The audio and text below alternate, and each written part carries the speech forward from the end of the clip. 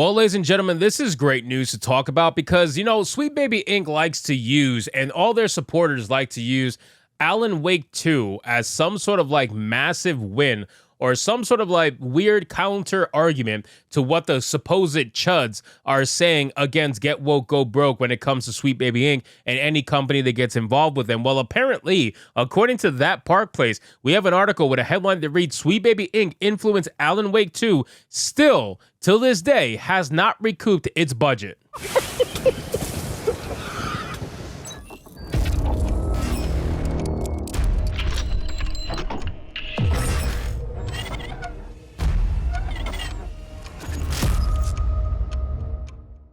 Yes, ladies and gentlemen, Alan Wake 2 still has not recouped its budget at all, considering that this is supposed to be some sort of massive success, according to Sweet Baby Inc. and all their supporters. Well, Alan Wake 2 is anything but that.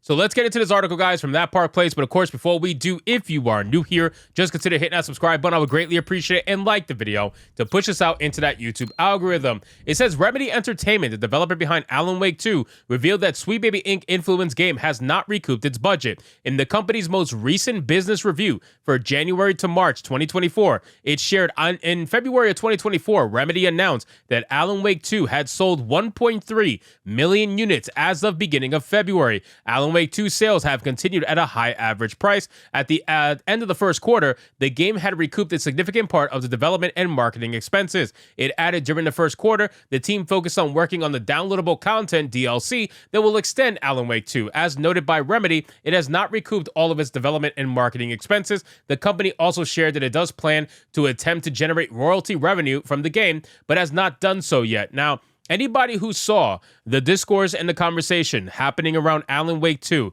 you basically could see that this game was nowhere near as successful as they said it was, okay? Anytime they don't want to tell you what the actual numbers are, ladies and gentlemen, it's very clear that this game is not doing as good as it could be, right? Like when they try to hide the numbers, that's an easy sign. That's probably the easiest sign in the world to know that you got a liar on your hands, people. And they do this all the time. They do it with American comic books. They do it with TV shows and the views. They do it with movies and everything. Like, the only thing about movies is that obviously you have box office mojo, so you can kind of see how a movie is doing. But still, like, overall, they try to hide the numbers any chance they get, and they did it with Alan Wake 2, and they're going to keep doing it with future games if they can get away with it. It says Remedy also did not reveal what the game's sales were in this new report, which likely means that they have not increased significantly since the beginning of February. The company had previously shared that the game's sales had reached over 1 million by the end of December, and as noted above, 1.3 million by the beginning of February, meaning sales increased 30% in January.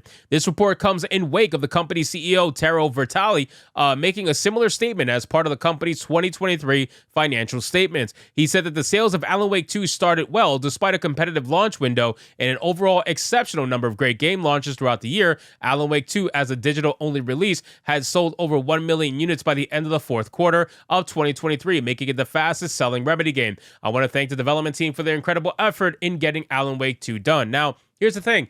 Fastest-selling game because there was a lot of hype around it. People have been waiting for an Alan Wake sequel for a long time. Myself included. I loved the original Alan Wake and the expansion. I have both of them. I enjoyed playing it. It's a great game.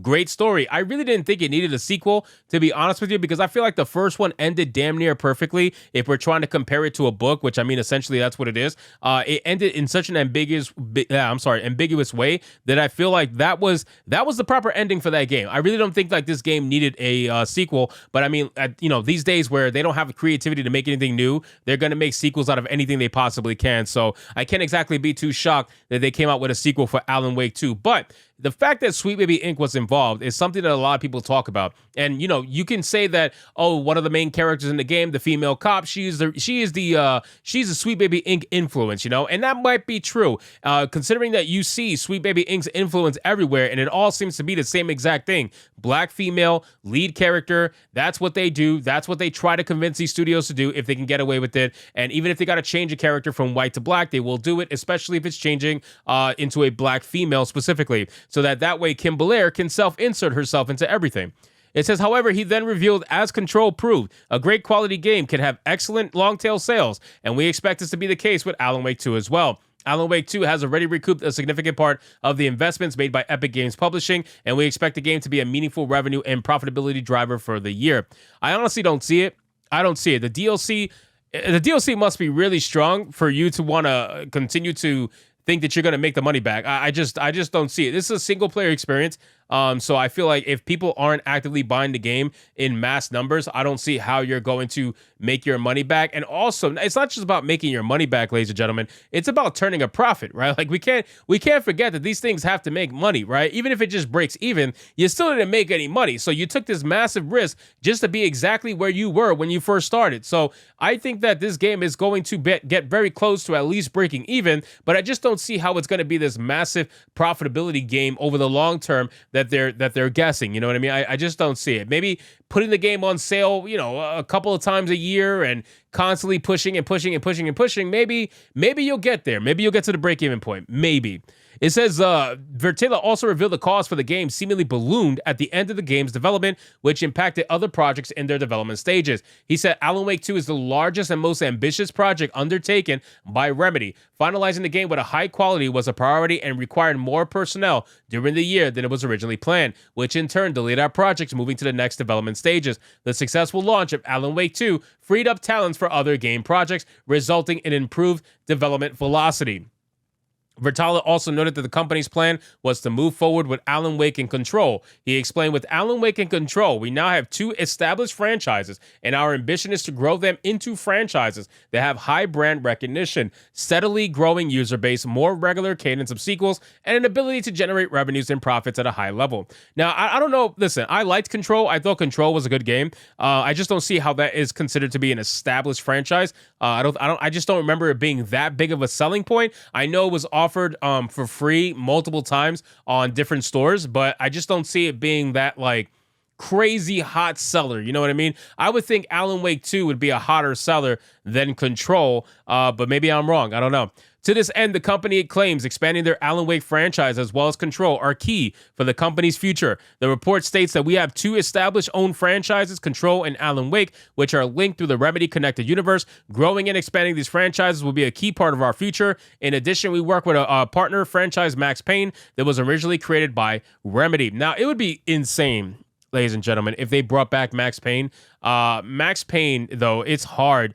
It is hard to match that original series, man. Those original games were so fucking good. Max Payne 1 and 2 were so good because the storytelling was amazing, number one. It wasn't censored. You obviously had a crazy adult story with crazy adult visuals that told a dark, gritty story. Stuff like that can't happen these days. Look what's happening with Stellar Blade and the censorship around that game. You really think if they came out with a Max Payne game like they did in the originals with the fucking mafia and everything, like, you really think that that's going to be uncensored in today's modern age? Yeah, no, I don't think so. A game like Max Payne would be completely fucking neutered compared to what it used to be back in the day. So I would rather they not touch it, as much as I would love to see a true gritty, dark, modern Max Payne game. I would love to see that, but I already know that in today's modern day, yeah, that's not going to happen. So anyway, guys, thank you so much for watching this video. I hope you did enjoy it. If you did, consider leaving me a subscribe. I would greatly appreciate it. Don't forget to like the video,